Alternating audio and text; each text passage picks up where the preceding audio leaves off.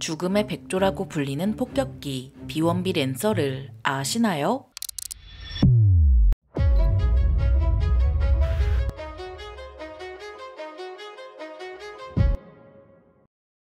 안녕하세요. 지식스토리입니다. 이번에는 죽음의 백조라는 별명을 가진 폭격기 B1B 랜서에 대해 알아볼 텐데요. 미국 텍사스 공군기지에 있었던 B1B 전략 폭격기가 일본 내 미군 기지에 배치됐습니다. 미군 측은 동맹국인 일본과의 연합훈련은 물론 주변국의 도발 등을 억제하려는 전략적 조치라고 설명했는데요. 지난 4월 20일 미군 인도태평양 사령부에 따르면 제9 원정 폭격 비행단 소속 B1B는 미국 텍사스 다이스 공군기지를 떠나 15일 아오모리현 미사와 미군기지에 배치됐고 조종사와 지원 인력 등도 함께 일본에 도착했죠. 미국 3대 전략 폭격기 가운데 하나인 B1B는 최대 속도 마하 1.25에 최대 12,000km를 비행할 수 있는 초음속 전략 폭격기입니다. 핵무기는 운용하지 않지만 최대 57톤의 무장을 장착할 수 있어서 B2나 B-52 등 다른 미군 폭격기보다 무장량이 월등한데요. 그래서 한반도에 전개할 때마다 정은이가 거품을 물며 민감한 반응을 보여왔죠.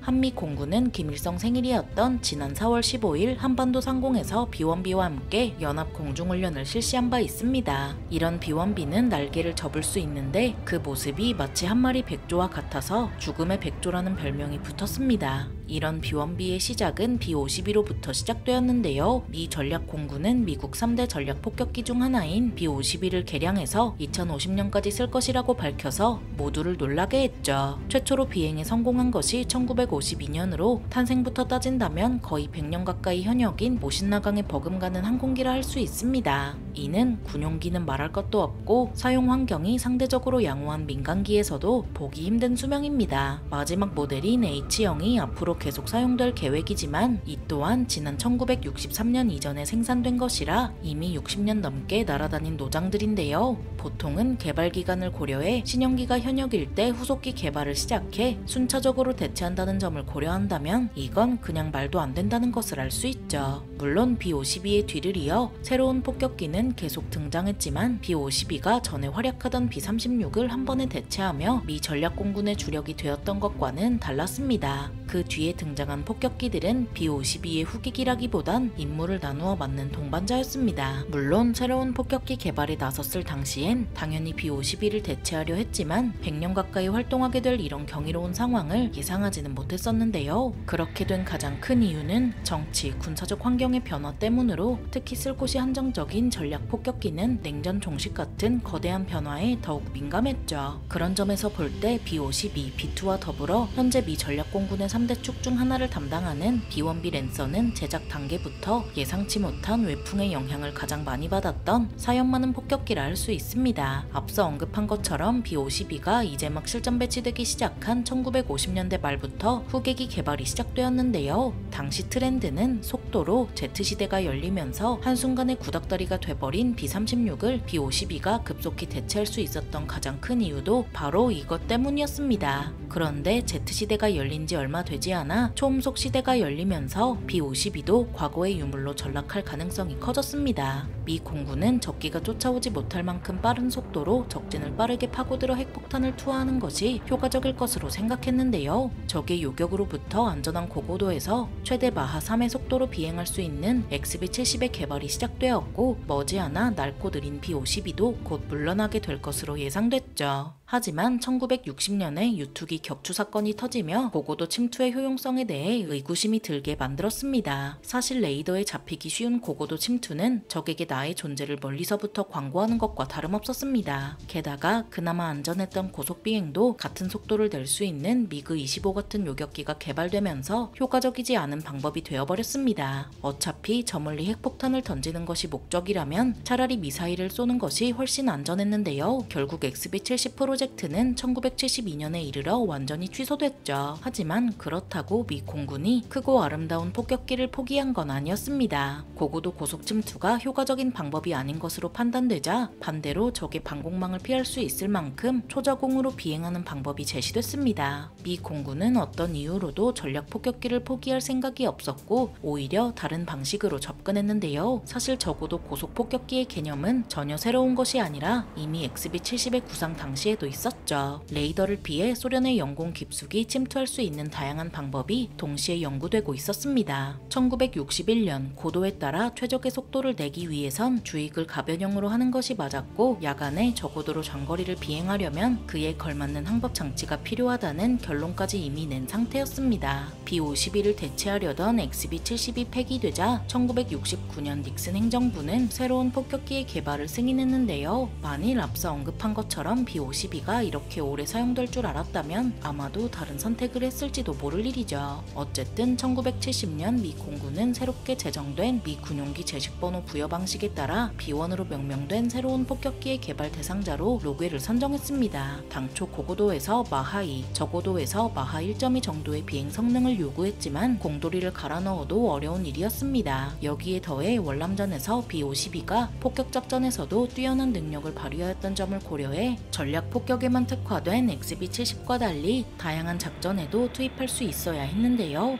여러 난관이 있었지만 일사천리로 개발이 이루어져 1974년 첫 비행에 성공했죠. B-52의 2배 가까이 되는 폭정량으로 더 빨리 비행할 수 있다는 점 때문에 미 공군은 240기를 양산할 계획을 세웠습니다. 하지만 바로 그때 B-1의 운명을 결정하는 사건이 발생했는데 1976년 소련 공군의 벨렌코가 최신의 전투기인 미그 25를 몰고 귀순한 거였죠. 기체를 뜯어 조사한 미국은 여기에 장착된 룩다운 슛다운 레이더 때문에 저고도 비행도 결코 안전한 침투 방법이 될 수 없다는 골치 아픈 사실이 밝혀졌는데요. 이런 와중에 각종 미사일로 전략 공격은 충분히 가능하다 보니 쓰기 까다로운 폭격기 무용론이 더욱 기승을 부렸죠. 더해서 애초 4천만 달러로 예정된 도입가가 7천만 달러까지 올라간 데다 제1차 오일 쇼크 직후라 경기조차 나빴습니다. 결국 이런 환경 변화로 말미암아 1977년 6월 카터 행정부는 생산 계획을 중단했는데요. 이로써 B-1은 프로토타입으로 제작한 B-1A 내기로 생을 다하는 것처럼 보였죠. 하지만 이는 폭격기 무용론에 손을 들어주었다는 의미는 아니었고, B-1 중단은 지금까지 폭격기를 개발하면서 겪었던 모든 고민을 해결해줄 수 있는 신개념 폭격기의 탄생으로 이어졌습니다. 1977년 카터 행정부는 B-1 대신 ATB로 명명된 최신 폭격기의 개발 계획을 승인했고, 그렇게 해서 탄생한 걸작이 바로 B-2 스텔스 폭격기입니다. 대신 어쩔 수 없이 벌어지는 전력 공백은 일단 B-52의 성능을 개량해 메우기로 정했습니다. 사실 이런 정책이 그대로 유지되었다면 현재 미국의 전략 공군은 B-52와 B-2로 구성되었을지도 모르는데요. 그런데 1981년 강력한 미국 재건을 공약으로 집권한 레이건 행정부는 다시 한번 B-1의 운명을 바꾸었죠. B-2 개발과 별개로 당장 500여 기가 넘는 B-52의 교체가 시급하다고 판단해 B-1을 다시 생산하기로 정했고, 그렇게 B-1B가 탄생하게 되었습니다. 덕분에 이후 B-1은 B-52와 B-2 사이에 낀 어정쩡한 모습이 되어버렸는데요. 이미 완성된 플랫폼이라 개발은 탄력을 더해 1984년에 초도 비행을 했고, 다음해 7월부터 미 공군에 인도되기 시작했죠. 기존의 장점에 더해서 공백 기간 동안의 기술 발전을 바탕으로 성능이 향상된 B-1B는 비행거리가 늘어났고 공중발사 순항미사일을 운용할 수 있었습니다. 거기에 더해 부분적인 스텔스 기능이 더해졌는데 레이더 반사 면적이 대략 B-52의 20% 정도로 5분의 1 수준이라는 엄청난 수준을 자랑했죠. B-1B는 처음에 240기를 생산하려 했지만 1985년 소련 고르바초프 정권의 등장으로 동서간 긴장이 급격히 줄어들자 1988년 100기를 마지막으로 생산이 끝났습니다. 덕분에 B-2의 실전 배치 전까지 수적 공백을 신속히 메우려던 계획이 차질을 빚었고, 대신 또다시 B-52의 수명 연장이 실시됐습니다. B-1B는 1998년 사막의 여우작전을 시작으로 다양한 실전에 투입되어 폭격 작전을 수행했는데, 특히 엄청난 폭정량을 바탕으로 하는 제압 폭격뿐만 아니라 공중발사 정밀 유도 무기도 잘 썼죠. 지금까지 알아본 것처럼 B-1은 개발부터 현재까지 상당히 굴곡이 많았던 생을 살아왔음을 알 수 있습니다. 무기 자체보다 급격한 환경 변화에 의해 변화가 많았는데 B-1이 원래 핵전쟁을 염두에 두고 탄생한 전략무기라서 더 그런 거기도 합니다. 만일 냉전의 골이 깊었다면 B-1은 정말 핵전쟁에 투입됐을 수도 있지만, 그런 점에서 볼 때 처음 계획대로 순탄한 삶을 살아오지 못하였다는 것이 어쩌면 다행일지도 모르겠습니다. 죽음의 백조